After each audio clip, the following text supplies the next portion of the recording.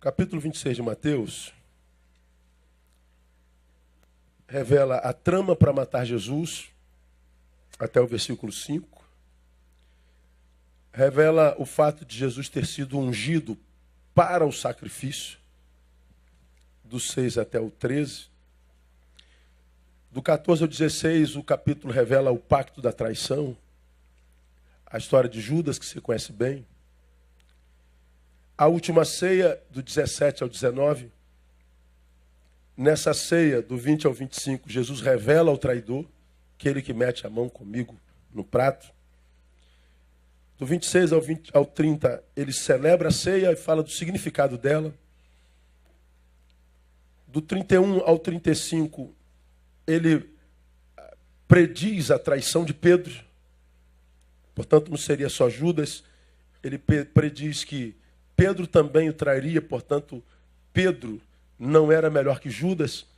E no arcabouço ele deixa claro que todos se escandalizariam dele, portanto, aconteceu o que todos nós sabemos. Judas traiu, mas depois todos fugiram, todos. E no 36 até o 46, revela Jesus orando no Getsemane, que é o que nós vamos ler. E do 47 ao 56, acontece o que Jesus prediz, ele é traído e preso. E do 57 até o 68, ele vai diante do tribunal. Depois, do 69 até o 75, acontece o que ele diz também, Pedro nega Jesus. Então, tudo que nós vemos nesse capítulo seria, diria, o resumo da angústia do Cristo. E os versículos 36, 37 e 38 revela a agudeza dessa angústia. Diz assim o 36, ó. Então foi Jesus com eles a um lugar chamado Getsemane e disse aos seus discípulos: sentai-vos aqui enquanto eu vou ali orar. E levando consigo Pedro e os 2 filhos de Zebedeu, começou a entristecer-se e a angustiar-se. Então lhes disse: a minha alma está triste até a morte. Ficai aqui e vigiai comigo. Amém, amados? Vamos orar. Pai, que a angústia vivida por Cristo traga para nós saberes, como quem está numa escola, para que nós aprendamos a lidar com as nossas angústias. Que a angústia do Cristo seja escola para nós nessa manhã. Tu conheces as dores da humanidade porque tu és um Deus que um dia escolheu ser gente como a gente. E só um Deus que é gente como a gente sabe o que a gente sente. E sabe por que reagimos como reagimos diante de algumas dores da existência. Por isso nós pedimos que tu, pelo teu Espírito Santo, que é consolador, possa nos ajudar a aplicar a palavra que tu tens para o nosso coração nessa manhã, na nossa vida, e que na nossa vida ela possa capacitar-nos para vivê-la melhor e para a glória do teu nome. Fala conosco. Nós pedimos o nome de Jesus. Amém. Pode sentar, amado. Então esse capítulo, diria eu, é um dos capítulos mais dolorosos da Bíblia Sagrada. É um dos capítulos mais tenebrosos da história de Jesus. Revela a razão da sua missão. E o texto que nós acabamos de ler revela Cristo como Cristo, vivendo a agudeza da sua angústia. Ele diz no versículo 38, a minha alma está triste até a morte. Até a morte. No versículo anterior, diz que ele começou a entristecer-se, a angustiar-se. Não é? Interessante esse começou a entristecer-se. Como quem pudesse dizer assim, ó, chegou a hora de eu começar a me entristecer. Então no momento são 10 horas em ponto no meu relógio. No meu iPad são 11 horas em ponto. No meu iPad são 11h03. Alguém está errado, né? Então, vamos imaginar que o iPad esteja certo. São 11h03. Jesus diz, fiquem aqui, que eu vou ali. E quando ele chega ali, diz o texto, agora 11h04, eu vou começar a me entristecer. Como se fosse possível determinar quando é que a gente se entristece ou não. Pergunto, é possível ou não? Sim ou não? Não, né? Ou é? Sim? Não. O que você acha? Diga, não sei. Essa é a resposta mais correta ou não? Então, começou a entristecer-se. Será que antes disso ele não estava triste? Será que antes disso não havia tristeza? Se eu comecei a me entristecer agora, significa dizer que daqui para trás eu não estava triste? Ou seja, eu não vou sentir nada até 11h04. 11h04 eu começo a sentir. Pronto, resolvi. Aí vamos imaginar que 12h05, então, eu mergulho na angústia total. Não, não é assim que acontece, Não é. Não é assim que acontece. Esse é o registro do escritor. Ele acredita que existe a possibilidade, porque aquele homem em Cristo era Deus, de tomar as rédeas dos nossos sentimentos, de tomar a rédea dos nossos afetos e dizer a eles, Neil, entristeça-se agora. Pronto, tá bom, chega de tristeza, alegre-se. Como se fosse capaz de nós pegarmos nossos afetos e dizermos assim, Neil, apaixone-se por aquela ali. Não ame mais ela, ame aquela ali.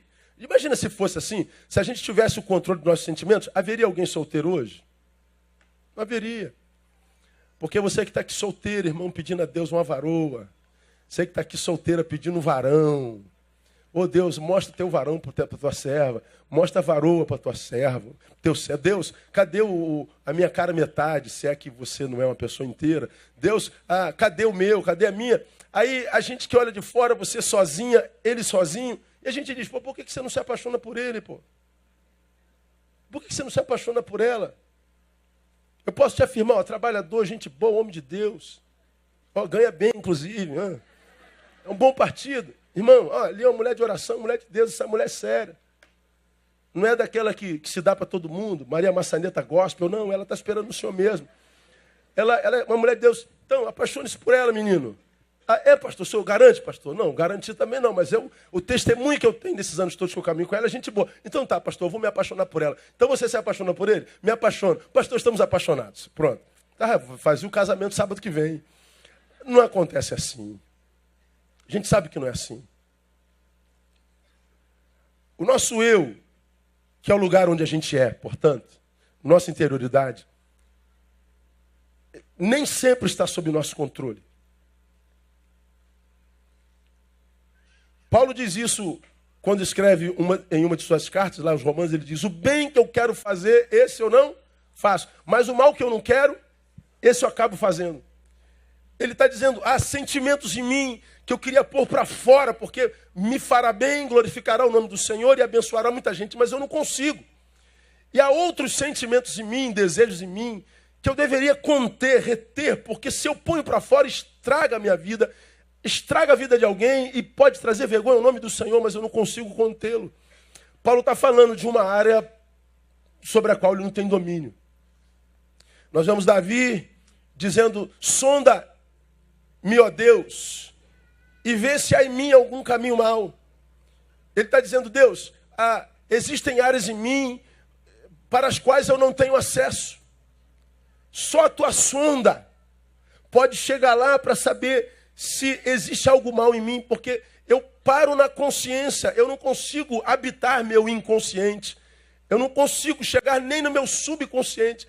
Eu caminho aqui no estritamente consciente, na parte mais rasa do meu ser. Então, Deus, como eu quero tudo que é em mim, sob o teu domínio, invada-me com a sua sonda e veja se aquelas áreas para as quais eu não tenho acesso tem alguma coisa que entristece o teu coração. Ele está falando, nós não temos domínio sobre tudo.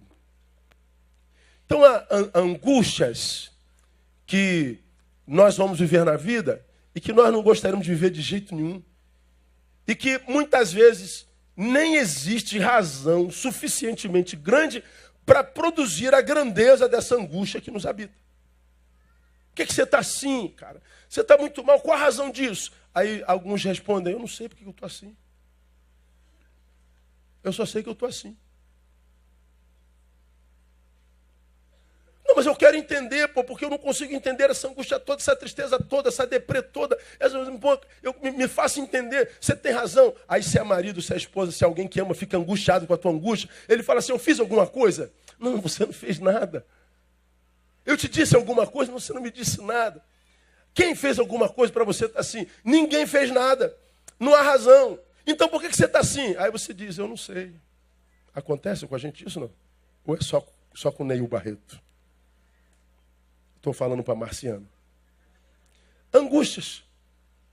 E olha, acontece com todo ser vivente. Mesmo com esse camarada ou essa mulher que está sentada do seu lado com essa cara de santarrão, daqueles que parecem mais santo do que Jesus, e que parece que a santidade lhe roubou a humanidade a ponto dele não sentir as angústias do ser.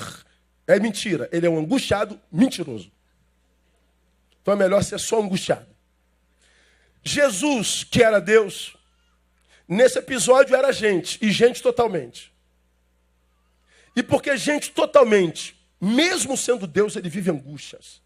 E diz que as suas angústias foram de tal sorte, foram tão profundas, que em determinado momento da sua história, diz que o seu suor se transformou em sangue. Ele verteu sangue pelos poros. Quando você chegar em casa, entra no Google e coloca assim, possibilidades da gente expelir sangue pelos poros. Quais são as possibilidades da gente expelir sangue pelos poros? Quando é que um ser humano consegue fazer isso? Aí você vai entender mais ou menos o que Jesus passou para expelir sangue pelos poros. Onde havia buraco em Jesus, saiu sangue. A angústia foi tal, ou seja, a percepção do que ele suportaria, a percepção do que recaía sobre ele, não só a traição de Judas, não só a traição de Pedro, não só o abandono de todos os outros 11, não só a agudeza da solidão, porque o que ele iria passar, absolutamente ninguém, nem na terra e nem no céu, poderia ajudá-lo, porque ele percebeu o abandono do próprio Pai. Por que me desamparaste? Ele estava literalmente só no universo. Não havia ninguém que podia ajudar a Jesus naquele contexto. E a percepção do que lhe esperava e o que ele já sofria era tão grande. Ele estava mergulhado numa razão tão consciente, mas tão consciente, racionalmente falando, do que ele esperava, que a razão alcançou a sua emoção e ele então sofreu na emoção, por percepção da razão, a dor mais profunda que um ser humano poderia viver. Então veja que viver angústias, viver dores, viver essas agonias do ser que habita lá dentro, essas são piores. Porque quando é no corpo, sei lá, eu dei um chute na caixa, estou descalço, arrancou o tampão do dedo, dói para burro. Mas daqui a alguns minutos para. Você vai lavar rapidinho, vai botar um metiolate, como já falei, hoje nem arde mais metiolate. Então, tu bota um band-aidzinho, daqui uma semana você está curado. Você sofreu um acidente, quebrou um braço, bota um gesso, daqui a pouco está curado. Mas quando é da alma, quando não é do corpo, ou seja, o que a gente tem, mas é naquilo que a gente é, aí a dor fica mais complicada. E aí nossa mente ela fica como que buscando uma razão para ancorar a razão dessa angústia. A gente, meu Deus, por que eu estou assim? Por que eu estou assado? Eu não tenho razão para estar isso, eu tenho tudo em ordem, está tudo bem. E a gente tenta buscar a resposta para a angústia. E existem algumas angústias que simplesmente estarão aqui, estarão aí. E o sucesso em vencer, superar essas angústias, vai da consciência de cada um a respeito de si mesmo, a respeito da angústia, e a consciência da angústia não significa dizer que ela tenha lugar para estar ali, ela é. Então vai da consciência que cada um tem de si, de cada um tem de Deus, e da capacidade de ouvir Deus, através do seu testemunho quando na sua angústia. Porque na angústia do Cristo, eu acho uma escola para viver as minhas angústias. Quando eu estou diante de um Deus, no momento homem, que mesmo sendo Deus, porque homem, vive crise tão angustiante, eu não posso abrir mão do exemplo desse homem Deus quando ele lida com as suas próprias angústias. Então, perceba como é que Jesus lida com a sua angústia, que é algo que todos nós temos em comum. Todos nós, angústia. O que nós não temos em comum é a nossa forma de lidar com essa angústia. Então, esse episódio que retrata o momento que antecedeu a agudeza da angústia de Jesus, no auge de sua angústia, Jesus, o Deus homem, ensina. Primeiro, se possível, não viva a sua angústia só. Vou repetir. Se possível, nem sempre é possível. Se possível, não viva sua angústia só. Voltemos ao versículo 36, que é ali que eu vou ficar. Então Jesus foi com eles. Diga, eles. São 3 apóstolos. Foi para onde? A um lugar chamado Getsemane, que é o lugar da angústia, da tristeza. É um símbolo de maldição, de abandono, de dor.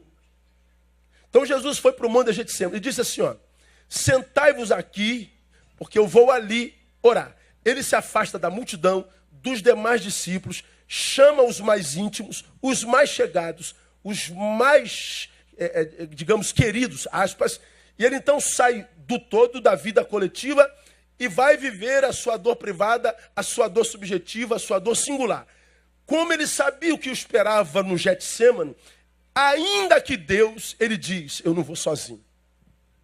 Vem comigo aqui, cara. Fica imaginando os 3, vai aonde, pastor? Vai aonde, Senhor? Onde você vai, Jesus? Não importa não, vem comigo. Eu não quero estar sozinho nesse momento. Ele então vai, sobe, chega a um determinado lugar do monte, ele diz, fiquem aqui. E a palavra que ele diz é assim, ó, sentai-vos aqui enquanto eu vou ali orar. Mais adiante ele diz, estejam em oração por mim. Fiquem aqui. Ele não vai sozinho. Ele sobe mais adiante, deixou os amigos mais íntimos e chegou até aqui para falar com o Pai. Ele queria saber as últimas diretrizes. Ele queria estar a sós com aquele que o enviou. Ele sabia que chegou o momento do cumprimento da missão. A razão pela qual ele nasceu, a cruz. Ele sabia, ele estava plenamente consciente disso. Então, mesmo Deus, quando homem, abriu mão de ser homem sem amigo. Eu fico imaginando se havia alguma coisa que Jesus não podia fazer sozinho. Eu fico imaginando se havia alguma coisa que Jesus não podia fazer sem Pedro, Tiago e João. Eu fico imaginando se há alguma coisa que seja impossível para Jesus. A gente sabe que não há. Mas por que um homem, para quem nada é impossível, quando vai viver a sua angústia, carrega mais 3? Pense. O que Pedro e Tiago e João poderiam fazer por Jesus naquele momento? Nada. E fizeram alguma coisa? Não, pelo contrário, atrapalharam, hein? Porque ele foi lá, você conhece a história. Quando ele voltou dali, onde ele foi orar, como é que estavam os 3? Dormindo. Aí Jesus falou, pô, obrigado aí pela consideração. Ajudaram a beça. Vocês não puderam vigiar um instante. Pô, fiquem ligados aí, cara. Orar e vigiar porque você não entra em tentação. Aí ele deu um sermãozinho para os caras e voltou lá para orar de novo. Voltou a segunda vez. Como é que estavam os caras? Não ouviram o sermão de Jesus. Dormiram de novo. Jesus foi lá a terceira vez. Quando volta, aí os achou, não disse se eles estavam dormindo ou não, disse assim, ó, é chegada a hora. Aí a pergunta que eu me faço é, no que Pedro, Tiago e João ajudaram Jesus? Se não ajudaram, para que Jesus fez questão deles lá em cima? Ah, tem que ter razão. E para mim, a principal delas é para ensinar que toda vez que a gente sobe para o monte da agonia, toda vez que a gente sobe para o monte da solidão, toda vez que a gente se encontra com aquilo com que, quando nos encontramos, nos faz sofrer, e que porque é nosso, É meu, é minha história. Ninguém pode fazer nada. Ainda que ninguém possa fazer nada, ele está dizendo, não suba sozinho para esse lugar. E por que eu não devo subir sozinho para esse lugar? Porque eu não sou Deus como ele. Eu vou lá, muitas vezes, orar, e diferente de Jesus, nem sempre Deus revela o que essa dor tem como propósito em mim. Jesus sabia por que daquela dor. Jesus sabia o que aconteceria amanhã. Jesus sabia o fim dessa história. Ele sabia aonde os pregos entrariam. Ele sabia da realidade da cruz. Agora, eu e você temos domínio sobre 10 minutos daqui para frente? Nenhum. Então ele está dizendo, quando eu levo Pedro, Tiago e João, eu não levo porque eles podem fazer alguma coisa por mim. Eu levo para que vocês, meus discípulos, que receberão essa palavra depois, entendam que você não pode subir esse monte da agonia sozinho. Você não pode achar que você não precise de ninguém. Mesmo que alguém não possa fazer nada por você, você precisa desse alguém que nada pode fazer por você. Por quê? Porque tudo que ele pode fazer, e às vezes é suficiente, é só lhe ministrar a sua presença. Mais nada. Cara, um dos momentos mais difíceis da minha vida, os familiares que porventura estejam aqui e os parentes mais antigos, no meu ministério, foi um dia que eu falei, eu não tenho vocação para ser pastor, vou largar o ministério. No início. O pastor que me antecedeu foi quem me batizou, me casou, me enviou para o seminário. Minha formação foi tudo em cima de pastor Celso Gonçalves de Oliveira. Celso morreu aos 36 anos de idade. Deixou Miriam e 2 filhos, Fabinho e Jaque. São membros de nossa igreja até hoje. Miriam morreu 9 meses depois, a mãe. Quando Celso morreu, eu era vice-presidente da igreja. Celso era meu ídolo. Eu era seu vice-presidente, seu seminarista, eu era um mais chegado da igreja a ele. E eu estava no hospital e a notícia chegou que o Celso havia morrido. Cabia ao Neil dar a notícia à viúva. Eu saio com a Andréia e vou para o Valqueire e toco a campainha da casa do Celso e a Miriam atende. Quando a viúva atende e ela me vê, ela se afasta da porta, se afasta de mim e diz, não, Neil, não, não, não, não e não, Neil, não. Não, não. Ela começou a falar, não, não, não. Ela já sabia. Ela sabia que o marido tinha morrido aos 36 anos de idade. Ela sabia que era viúva com 2 crianças pequenas. E ela agiu como qualquer ser humano diante de uma morte inesperada. Negação. Primeira fase, negação. Segunda, conscientização. Terceira, aceitação. E a aceitação demora ou não, dependendo de cada um e da nossa capacidade de lidar com a dor. Mas a primeira é negação. Não, não, não, não, não, não, não, não, não. Não, não, não. Nós entramos, fechamos a porta. Ela, não, Neil, não se aproxima de mim, eu não quero ouvir, eu não quero saber. Um desespero, uma agonia no meu peito. Eu falei, meu Deus, que momento horrível deve ser esse. E ela sentou no sofá, nós sentamos no sofá, André do lado, eu do outro lado, eu segurei na mão dela. E eu falei, Miriam, Deus tomou os céus para si. Ela larga minha mão, segura no meu braço e diz assim, Neil, me explica por quê. Por que Deus faz isso? Me explica. Ela chorava, e eu chorava, ó, até hoje. Ela chorava junto, eu chorava junto. E ela perguntando por quê, por quê, por quê. E eu cacei na minha central de informações uma resposta para aquela pergunta. Por quê? Eu, no iníciozinho de ministério, não era pastor aqui dessa igreja ainda. Responda, Neil. O seu papel como pastor é dar resposta, Neil. Abençoa essa viúva desesperada, Neil. E a palavra não vinha à boca, não vinha nada na minha boca. Parece que botaram um ferro e um cadeado, trancaram as palavras e a palavra não saía. E, Deus, essa palavra tem que sair. E eu dentro em mim, Deus me dá uma palavra, me dá uma palavra, me dá uma palavra. E não veio uma palavra, não veio nada, não veio nada. Eu me lembro do meu litígio com Deus. Deus, não é possível que tu vais me abandonar agora. Eu me senti abandonado por Deus. E olha que a viúva era ela. Mas eu estava na obrigação de dar uma palavra. E não vinha palavra, não vinha palavra, não vinha palavra. Nós abraçamos o Miriam e chorávamos. 5 minutos se passa, toca a campainha. Quem era? Pastor Fausto Gonçalves de Oliveira. Fausto Aguiar de Vasconcelos. Presidente da Convenção Batista Brasileira. Naquela época, se eu não me engano, era presidente da Aliança Batista Mundial. Para mim, um dos maiores oradores que a denominação batista já conheceu até hoje. Eu era fã do Fausto Vasconcelos. Um homem cultíssimo, estudadíssimo, um ícone entre nós na convenção. Eu falei, Deus, tu mandaste o Fausto. O Fausto, com seus 30 anos de ministério, vai ter uma palavra. Ele vai dizer algo que vai consolar essa viúva. Ele terá uma palavra assim ministrada pelo Espírito Santo para consolar a alma dessa mulher que sofre. Fausto entra. Fausto senta na frente da Miriam. A Miriam segura no braço do Fausto e diz, pastor Fausto, me diga por quê. E eu abri os olhões, fiquei olhando para o Fausto e disse assim, agora eu vou aprender com ele. E eu vejo o Fausto engolindo saliva. E eu vi a mesma angústia naquele velho pastor, buscando uma palavra para amenizar a angústia daquela jovem viúva. Você sabe o que saiu da boca daquele velho pastor? Daquele culto pastor, daquele ungido pastor? Não saiu nada. Não saiu uma palavra.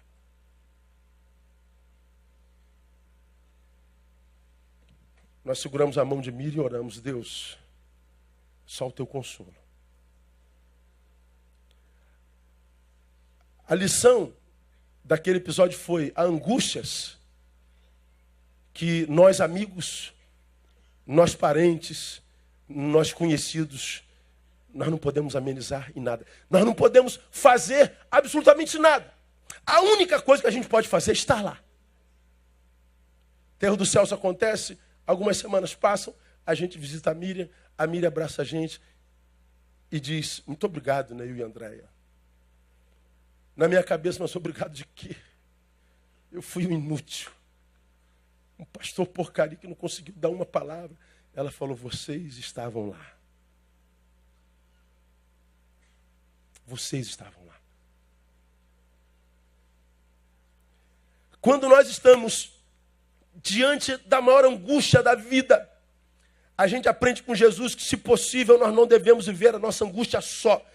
Jesus era Deus e mesmo sendo Deus não abriu mão de ser homem sem amigos. Ainda que esses amigos não pudessem fazer nada lá. Bom, o que ele tinha que tratar, ele tratava com Deus. Mas o homem, que era um Deus esvaziado, estava contando com os amigos. Eu só quero que vocês estejam aqui. Eu só quero ter a sensação de que eu não estou sozinho. Eu sei que vocês não podem fazer absolutamente nada. Mas estar com gera alguma coisa mágica, sobrenatural, espiritual em nós. Agora o problema é que nas angústias, nós somos tentados a fazer exatamente o oposto. Quando a gente está mal, o desejo da nossa alma, qual é? Não ver ninguém. Eu não quero ver ninguém. Eu acho que a solitude cabe em determinado instante. Cabe. Há que se viver o luto, se a angústia for por luto, nem todas elas são. Nós não perdemos nada. Não morreu ninguém. É a angústia do ser. Ela é inexplicável. Então não é luto. Se não é luto, não cabe o isolacionismo total. Essa decisão de se isolar na angústia é burra. O Cristo me ensina, a angústia faz parte da vida de todo homem, mesmo que esse homem seja Deus. Então aprenda com o homem Deus como é que se vive angústia, sem permitir que essa angústia impeça a gente de cumprir a missão que nos cabe na vida. Faz parte da história de cada um. Então, como é que a gente vive Jesus? Se possível, não a viva sozinho, porque senão a gente incorre em erro grave. Por que a gente precisa de amigos? Vou dar 2 razões para vocês. Primeiro, porque amigos, na angústia, são promovidos a irmãos. Você já conhece o texto, estou falando bobagem. Bobagem não, é corriqueiro. Você lê 17 de Provérbios, o que está lá? O amigo ama em todo tempo e para a angústia, conclua, nasce o irmão. O amigo ama em todo tempo. Então a marca do amigo é o amor. O amor faz bem em qualquer instância, a qualquer hora, o tempo todo.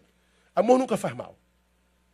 Mas esse amigo, quando vê o amigo que ama na angústia, diz o texto que essa angústia transforma essa amizade numa relação mais profunda ainda, quase consanguínea, o amigo vira irmão.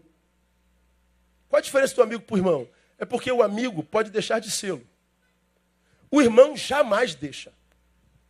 O meu irmão consanguíneo, eu tenho um irmão chamado Ney e um irmão chamado Nélio, além da irmã chamada Nery e da irmã chamada Nelly. Ney, Nê. Nelly, Nélio, Nery e Neil. Tudo com NE. Coisas de papai e de mamãe de antigamente, né? Então, nem tão antigamente, porque aí veio Neil, aí veio Tamara, TH, Thaís com TH.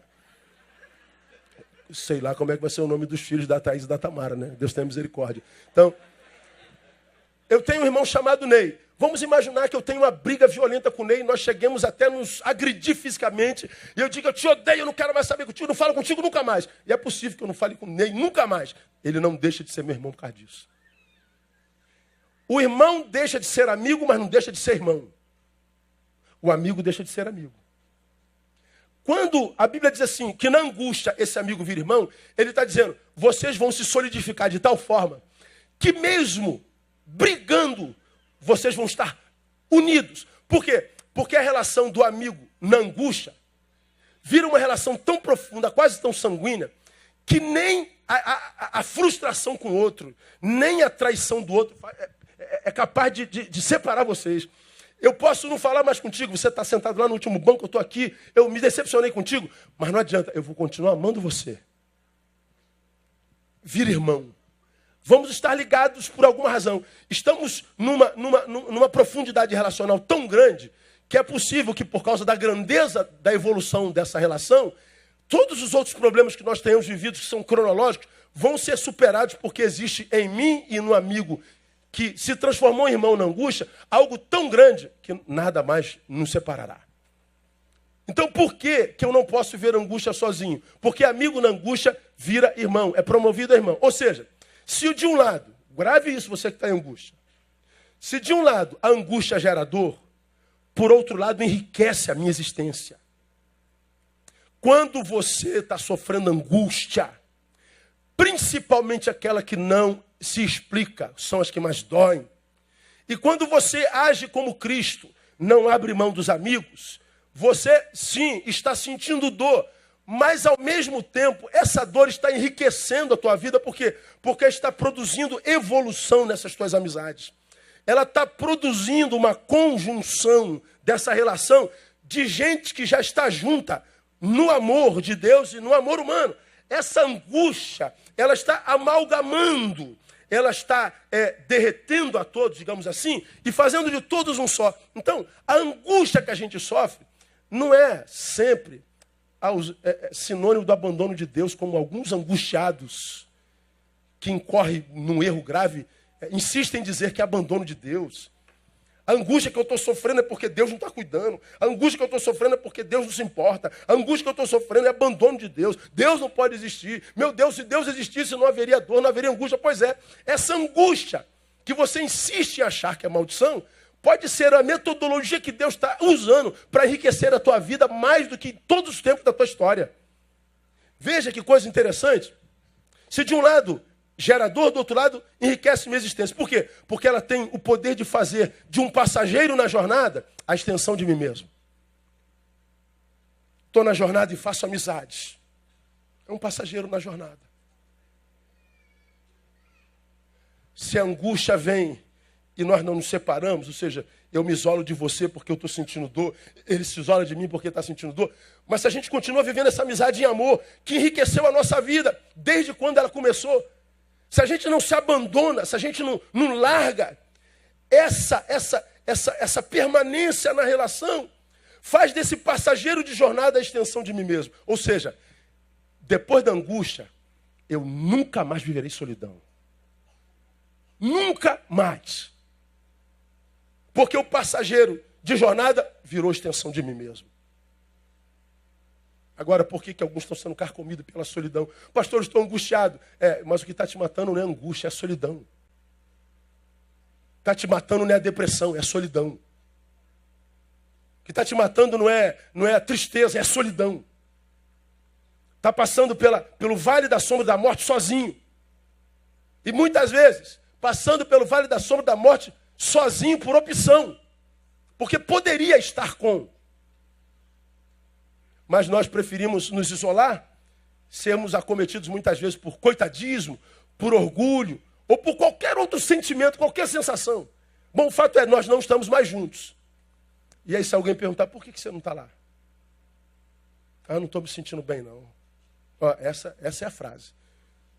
Sumiu, irmão? Pastor, não estou andando muito bem. Mas não era para você estar mais... Não, estou cuidando de mim, depois eu volto. Como é que você está cuidando de si? Me dei uma isolada. Tá bom. Eu respeito.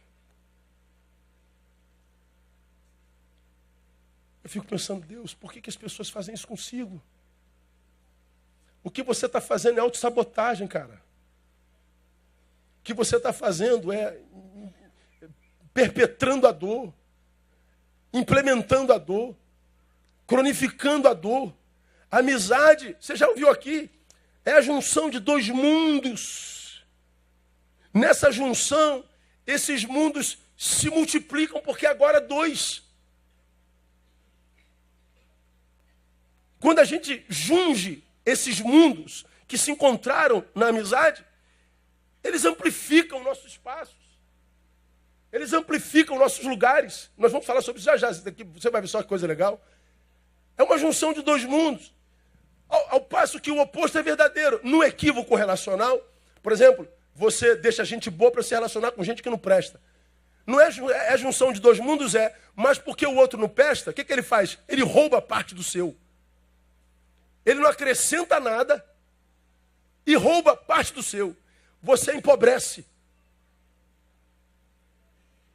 Por isso que eu me isolo. Pois é, você pode não ter perdido nada, a não ser a oportunidade de crescer. Então, se você se relaciona mal, você é roubado de si e perde. Se você não se relaciona, perde, porque abriu mão do privilégio de crescer. Ora, se eu tenho angústia no meu mundo jungiu, fundiu com dele, ora, eu posso de vez em quando passar por mundo dele para respirar um pouquinho. É aquela gente que a gente chama de ilha, né? Você está no mar querendo te afogar, aí aparece aquela pessoa que você ama. E aquela pessoa que a gente ama faz com que a gente construa um planeta habitado por dois seres apenas. Naquele mundo só tem vocês dois. E naquele planeta não há problemas. Naquele planeta não existem dores. Porque naquele planeta não existe mais ninguém, nem coisa alguma. É como o romântico, né? Que diz para a namorada, isso é antigo, viu, gente? Isso não é meu, não. Aí ele diz assim, ela pergunta assim, o que você mais gosta de mim? Aí ele diz assim, eu gosto no que eu me torno quando eu estou com você. Oh, que lindo.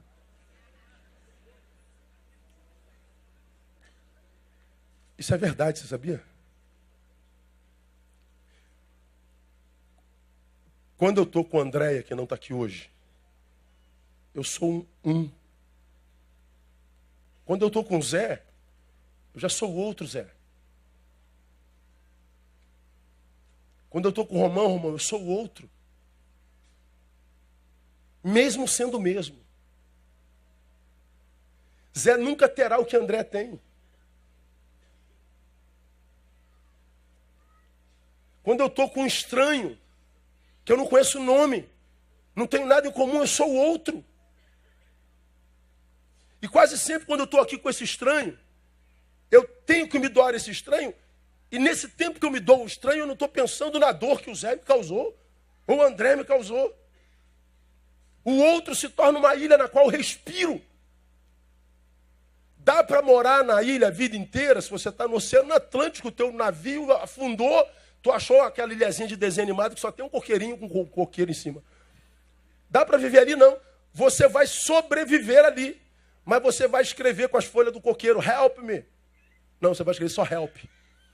Para passar algum avião e te achar e te tirar da ilha. A ilha é um socorro para que a gente não morra afogado. O que são os amigos? É essa ilha. Jesus está dizendo, olha, eu vou para o monte da solidão, eu vou para o monte da angústia, eu vou para o monte do sacrifício, mas eu quero ter alguém do meu lado.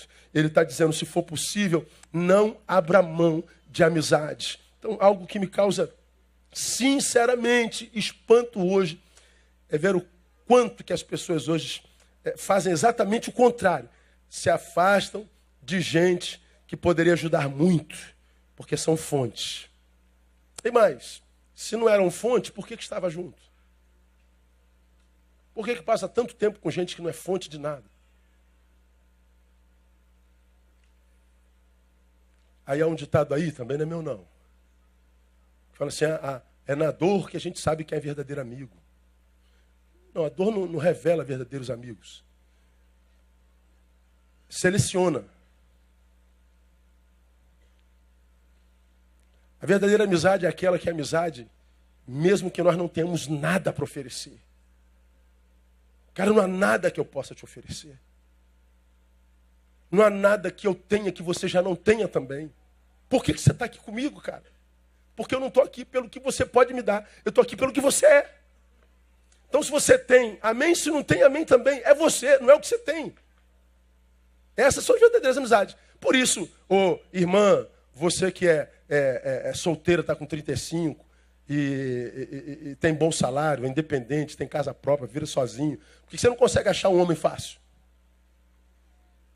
Primeiro porque nós temos medo de mulheres independentes, que não dependam da gente. Talvez não nos obedecerá. Mulheres independentes assustam. E aí, quando ele se aproxima, há tanta coisa em você, que para ele chegar em você, fica difícil. Aí tem 1 diploma, 2 diplomas, 3 diplomas, tem um carro, tem a beleza, tem a imagem, tem a impressão, a leitura que eu faço. Então há tanta coisa em você que eu tenho medo de tentar atravessar tudo para chegar até você. Aí é complicado pra caramba. Agora, quando os dois são um pé rapado. Molinho, irmão. Aí tu vê umas pessoas assim, você fala mal da vida dos outros, não fala? Fala a verdade. Aí quando a gente está falando mal da vida dos outros, eu falo assim, fala mal da nossa vida também, né, André? Então, o tempo todo estão falando mal de mim, então vamos falar mal também da vida dos outros? Vamos. Às vezes a gente está se sentado olhando, eu falei, rapaz, essa pessoa casou, Deus é bom, né, cara?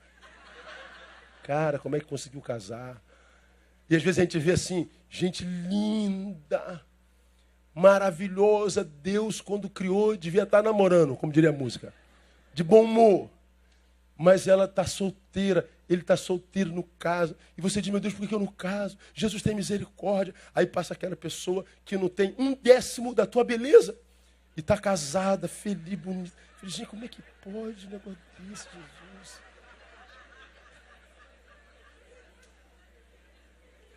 Aí tu vê ela casada, dá uma angústia, né? É por isso que eu estou angustiada, pastor. Não é possível. Irmão, é que tem um monte de coisa para chegar até teu ser.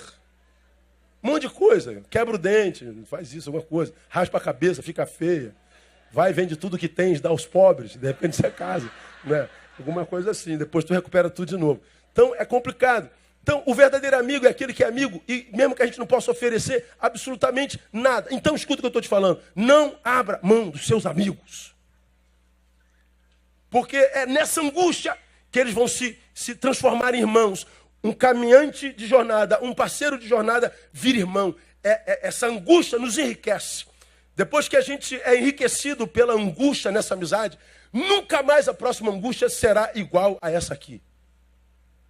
Primeiro porque ela virou história. Eu já tenho um histórico de superação. E eu sei como venci. E aquele que estava do meu lado continua. Então, abandonar amigos nessa hora não é nada inteligente. Você já ouviu aqui falando sobre amizade numa outra perspectiva? Citei 18:1 de Provérbios, onde o sábio diz assim, aquele que busca seus próprios interesses, aquele que anda só, busca seus... Não. Provérbios 18. Eu quero a ordem certinha. Insurge-se contra a verdadeira sabedoria, busca seu próprio interesse, é bonitinho. Mas eu quero ele certinho, ó.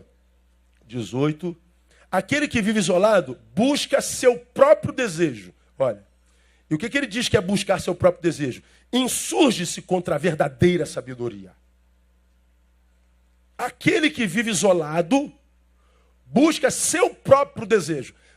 Para o autor sagrado, buscar seu próprio desejo é burrice. Insurge-se contra a verdadeira sabedoria. Ele pode achar que está dando um passo certo. Não estou bem, eu não quero ver ninguém, eu não quero me relacionar com ninguém, eu estou angustiado, eu preciso me isolar. Bom, parece sábio a tua decisão. Mas para o sábio, não. Você não está tomando atitude sábia. Você está abrindo mão de gente fonte. Você está abrindo mão de enriquecimento. De ver o seu mundo ampliado. Por que eu não posso abrir mão de amigos? Segundo, porque amigos são os que fazem da nossa vida uma realidade possível. Eles fazem da nossa vida uma realidade possível. Por quê? Porque nós vamos lá, Gálatas 6:2, você me ouviu falar sobre isso há 2 domingos atrás, nós vemos o sábio dizendo, o Paulo dizendo o seguinte: levai as cargas uns dos outros, assim cumprireis a lei de Cristo. Naquele domingo eu falei sobre cumprir a lei de Cristo é carregar carga. Mas vamos falar do levar as cargas. Por que a gente precisa levar a carga um do outro? É a palavra que está dizendo. Porque eu vou cumprir a lei de Cristo. Tá, cumprir a lei de Cristo é ajudar o outro. Tá. Mas por que a carga tem que ser dividida? Por que eu tenho que ajudar? É muito simples. Eu posso, de repente, conseguir carregar a Bárbara no meu ombro. E eu levo para lá e para cá. A Bárbara é uma cargazinha que eu consigo carregar. Agora, quem eu pegaria aqui? Sem que seja bullying. Estão apontando para o Tom. Agora, se eu pego o Tom, negão desse tamanho, tentar botar nas minhas costas, é possível que eu encurve e caia. A carga Bárbara eu consigo carregar. Mas a carga Tom eu não consigo carregar. Aí vem a palavra e diz o quê? Abandona o Tom. Não, o que ele diz? Divide a carga. Romão, me ajuda a carregar esse negão aí. Aí já dá para carregar o negão. Por que a Bíblia diz que eu preciso dividir as cargas? Porque algumas cargas seriam impossíveis de serem carregadas sozinhos. Porque algumas cargas viriam sobre nós, que seriam, se sozinhos, impossíveis de serem carregadas. Eu já sei o versículo que está indo na tua cabeça aí.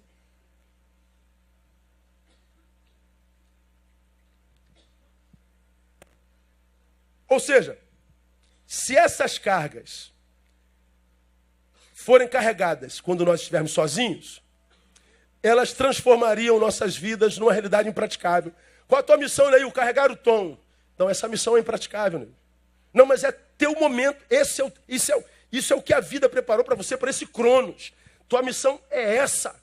É carregar essa carga. Eu não consigo carregar essa carga. É impraticável. Bom, você não cumpriu a missão. Morre? Não. Mas não enriquece. Um vazio na tua vida.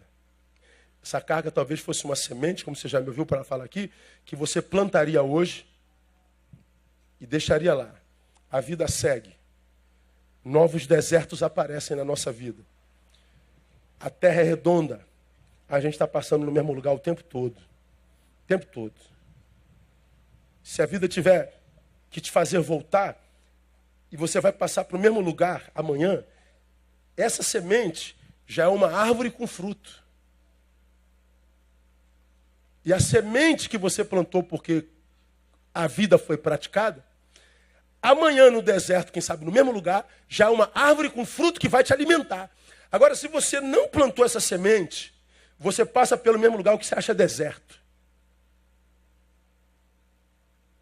Ô Deus, por que tu não me abençoas? Eu te abençoei nesse mesmo lugar. Eu te dei uma carga para carregar, que era uma carga de semente. E você não plantou a árvore que te daria o fruto hoje.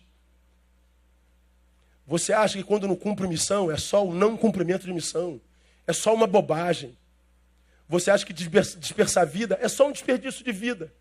Você acha que é bobagem. Jogar tempo fora, conversa fora, desperdiçar a vida aleatoriamente, dissolutamente, como filho pródigo. E você não sabe que você pode estar construindo o teu próprio chiqueiro, como o filho pródigo, como nós já pregamos aqui. Eu não vou carregar essa carga tem que ser carregada. Esse dia precisa ser vivido. E vivido intensamente. Então por que os amigos são aqueles que tornam a nossa vida uma realidade possível? Porque existem cargas que nós não vamos conseguir carregar. Aí você está perguntando aí, pastor, mas a Bíblia não diz que não viria sobre nós provação que fosse maior do que aquela que a gente pudesse suportar? Diz. Só que isso não tem a ver com provação, isso tem a ver com má autogestão. Não é provação. Não é uma ação diabólica, não é uma ação demoníaca, não é uma intervenção externa. Não é nada que veio sem que eu tivesse ingerência para impedir minha vida. Ele está dizendo, não, olha, você pode andar sossegado. Porque se for maior do que você, eu intervenho. Eu ajo. Agora, se vem de dentro de você, é gestão. E se o teu problema for má administração de si mesmo, você pode estar acumulando cargas que amanhã se tornarão impossíveis de serem carregadas. Aí tua vida paralisa. E nós vivemos uma geração de gente paralisada. Uma geração de gente infeliz, suicida, deprimida, desesperançada. E reclamando de Deus o tempo todo. Qual é o problema? O problema é de gestão. Pregamos sobre isso há 2 meses atrás. Lucas, capítulo 21, 34, 35. Você se lembra? Olhai por vós mesmos. Não aconteça que os vossos corações se sobrecarreguem de glutonaria e de embriaguez e do cuidado dessa vida. E aquele dia vos sobrevenha de improviso como um laço. Não aconteça que os vossos corações se sobrecarreguem de glutonaria e embriaguez. Cuidados dessa vida. Glutonaria, comida. Embriaguez, bebida. Comida e bebida é símbolo do suprimento da necessidade básica do ser humano. Comida e bebida. Então ele está dizendo, se a tua preocupação é só com comida e bebida, é com material, cuidado dessa vida, você vai se sobrecarregar de tal forma que você não vai conseguir andar. Ele está falando de coisas que sequestrariam o nosso coração e tornaria a nossa vida tão pesada que às vezes é tão sufocante que você não consegue respirar. Canseira e enfado. Agora essa sobrecarga, olha o versículo 35, ó. Há de vir sobre todos os que habitam na face da terra. Cansaço, canseira, angústia, desilusão, desesperança, incredulidade. Vida sem sabor, sem cor, sem vontade, sem verdade. Ele está dizendo, vai assolar a humanidade inteira. Como que a gente sobrevive isso, pastor? Se possível, vivendo isso com amigos. Portanto, não permitir que a provação fosse maior do que aquela que eu pudesse suportar, tem a ver também com o fato de que ela seria suportável porque eu teria um amigo para dividi-la. Por que não veria provação maior do que eu pudesse suportar? Porque eu tenho amigo para dividir. Agora, você vai se isolando. Sou tímido, pastor. Cara, tu não é mais tímido do que eu, irmão. Desculpa aí. Quem está comigo aqui há muito tempo me conhece de perto, sabe como é que é. O único lugar que eu falo é aqui, em cima desse lugar. Tira daqui, eu sou uma mosca morta. Minha luta maior, minha vida inteira, foi contra a minha timidez.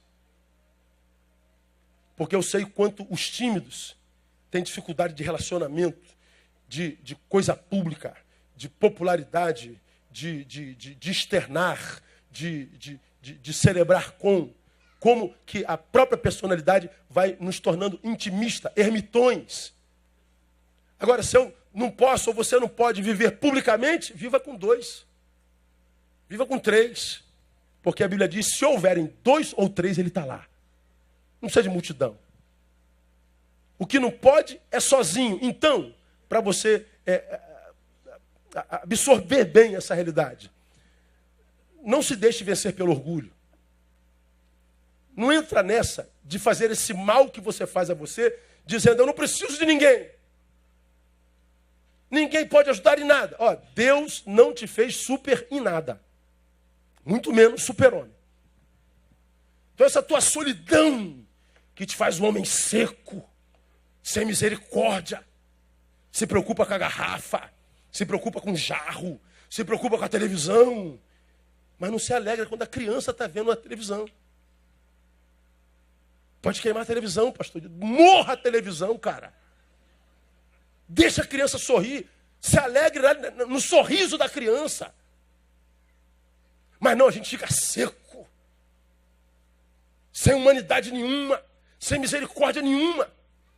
E a vida fica insuportável porque fica cinza.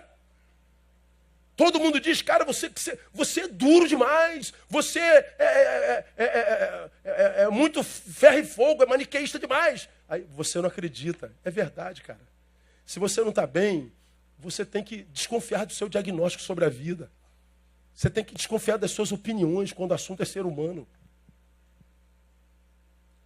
Nós precisamos de amigo. Você tem um amigo assim? Amém, né? Quem tem amigo assim? Louve a Deus pela vida do seu amigo. Primeiro, não seja orgulhoso. Você não foi feito super em nada. Segundo, na angústia, faça a manutenção de suas verdadeiras amizades. Não abra mão dela assim tão simples, não. Meu tempo acabou, mas ainda vou usar esses 7 minutos. Então, como é que a gente vive a angústia segundo Cristo? Se possível, não viva a sua angústia só. Segundo e por último, por melhor que seja a amizade, ela nunca será suficiente. Deus precisa ser prioritário. Eu guardo esse versículo.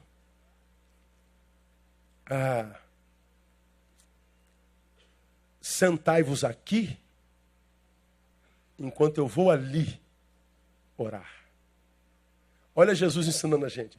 Vocês me são preciosos demais. Me são muito importantes. E porque eu os amo, eu sei que vocês não são suficientes. Não vou lançar sobre vocês essa carga. Eu preciso ir mais adiante um pouquinho.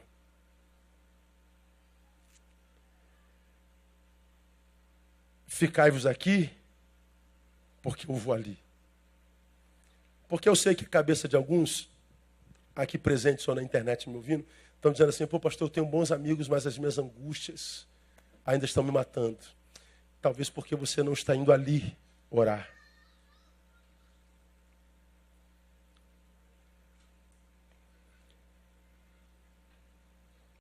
Quando a Bíblia diz que Jesus foi ali orar, Jesus está dizendo que nem os melhores amigos podem substituir o que Deus faz na nossa vida, principalmente na hora da angústia. Preste atenção. Por que que ninguém pode substituir Deus? Ajudam muito, mas ainda assim não são suficientes. Jesus nos ensina isso. Primeiro, por que que eu não posso tirar Deus da prioridade da minha vida? Primeiro, porque não fazer dele o primeiro é pecado. Mas buscar em primeiro o quê? Acabou. Isso é uma ordem, não é sugestão. Quem tirou Deus da prioridade vive em pecado. E o pecado blinda céu. Faz a separação entre vós e vosso Deus. Então já é uma razão para botar Deus em primeiro lugar. Principalmente na angústia. Segundo, por que que eu não posso tirar Deus de prioridade? Porque na angústia, nós temos um inimigo que, sem que tenhamos estratégias desse Deus, pode arrefecer até mesmo o poder da sua obra em nós. A angústia, se eu não lidar com ela, com as estratégias de Deus, ela se torna um inimigo que pode arrefecer até a obra desse Deus em nós. Você vai em Romanos capítulo 8, que você conhece muito bem, quem nos separará do amor de Cristo? Paulo começa a listar algumas coisas contra as quais lutamos cotidianamente, mas se não lutarmos com estratégia de Deus, estão na lista dos que podem afastar a gente de Deus. Tribulação, ou a angústia, olha aí. Ele está dizendo, não, se a gente lutar na estratégia do Cristo, a angústia nos separa. E se o céu blindou? Se eu não vou ali orar, fico aqui com o amigo passatempo. A angústia rouba o poder da obra de Deus em nós. A angústia me toma de tal forma que quando Deus vem me visitar, eu não estou aqui. Não sou mais eu que estou aqui. Nos tornamos em alguém que a gente não conhece, que a gente não consegue amar, que a gente não consegue entender, descrever, discernir. Nos tornamos um estranho para nós mesmos. Que vida é essa?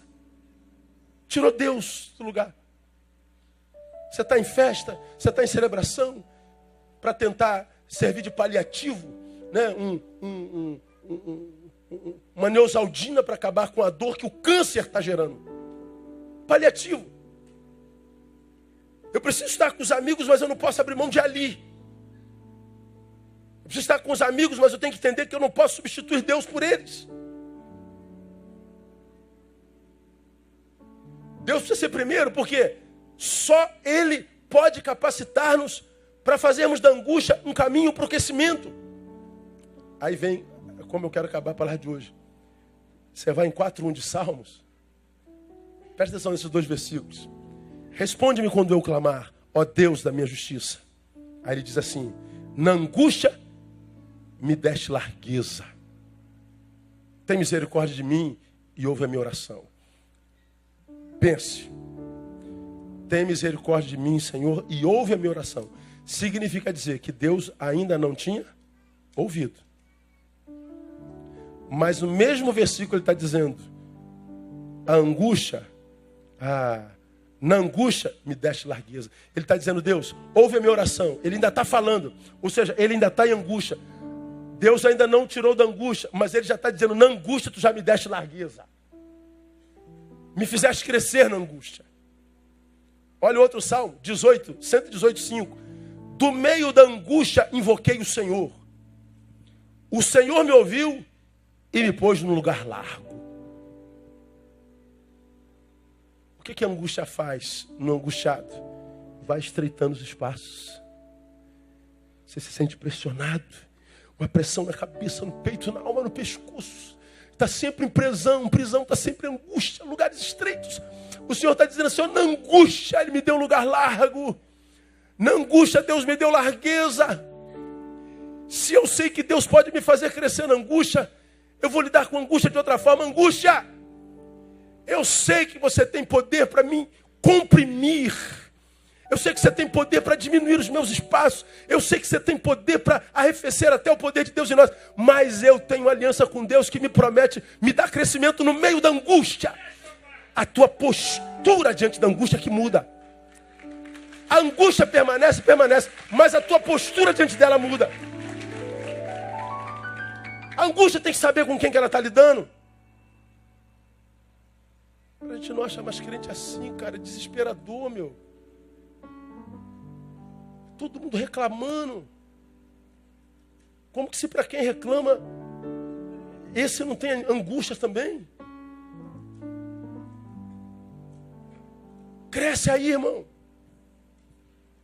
Essa angústia vai tomar todos os homens na face da terra. Não é só o Brasil que está em crise. A deputada foi morta no Reino Unido.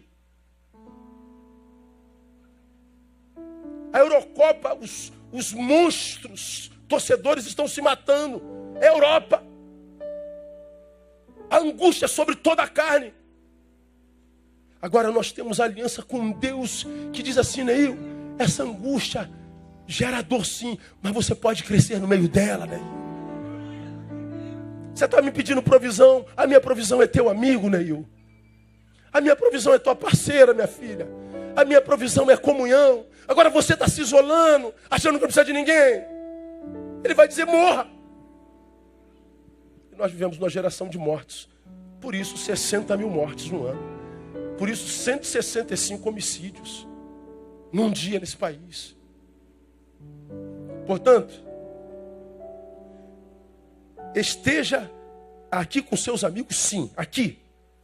Mas não se esqueça de deixá-los aqui para ir ali orar. Porque senão o que sobra é o que você vê, o que nós vemos quando olhamos para o lado. Desespero mesmo, desesperança. Incredulidade, tristeza, agonia, apostasia. Só em Deus. Sem mim, nada podeis fazer. significa dizer que nele a gente pode todas as coisas. Toda honra, toda glória sejam dadas ao nome de Jesus. Vamos ficar em pé. Se você está do lado de um irmão, amigo, dá um abraço, irmão. Obrigado por tua amizade. Obrigado pela bênção que você é. E vamos estar juntos no nome de Jesus.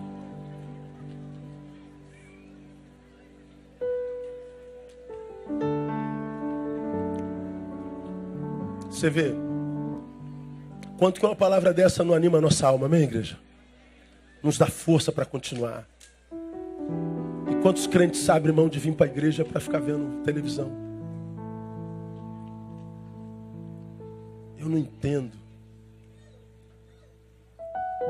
Respeito, cara, mas eu não entendo. E alguns chamam isso de viver a vida. Ah, tô vivendo a vida, pastor. Você é feliz? Vai sim, vai sim. A Bíblia diz que melhor é o fim das coisas. Vamos ver como acaba, né, irmão? Você está abrindo a mão do caminho certo? Vamos ver como acaba. Está rogando praga, pastor? Não, que praga, não tem poder de amaldiçoar. Esse poder não está em mim. É Bíblia. Melhor é o fim das coisas. Importa é como acaba.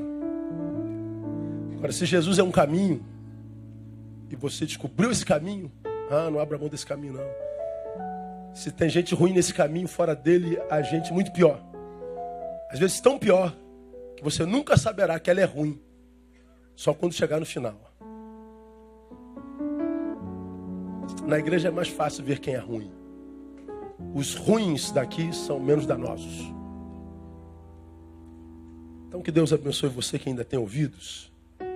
E que o Senhor fortaleça a tua fome dele, tua sede dele. Porque se eu tenho fome, ele que água não vai faltar. Se eu tenho sede, ele que é pão não vai faltar mesmo. Vou ter provisão todos os dias, até o fim dos meus dias. No nome de Jesus, vamos orar.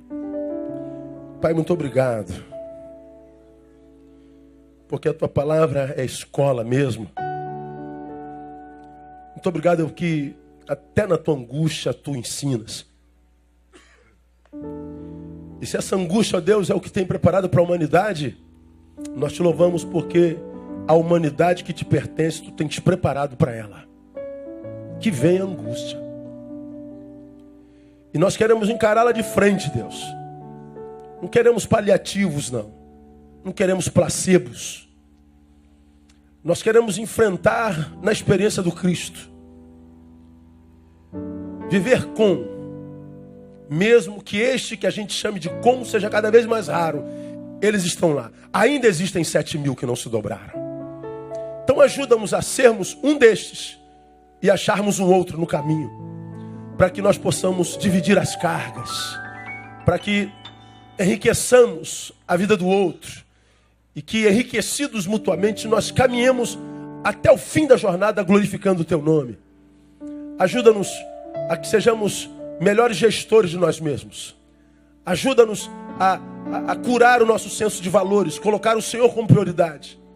Se é mister que estejamos aqui, que nós não abramos mãos de ali orar, falar contigo. Abençoe o teu povo que aqui está e sofre, que aqui está e é acometido por angústias. Que essa manhã seja uma manhã onde a redenção comece, onde a cura comece, onde a nova postura comece.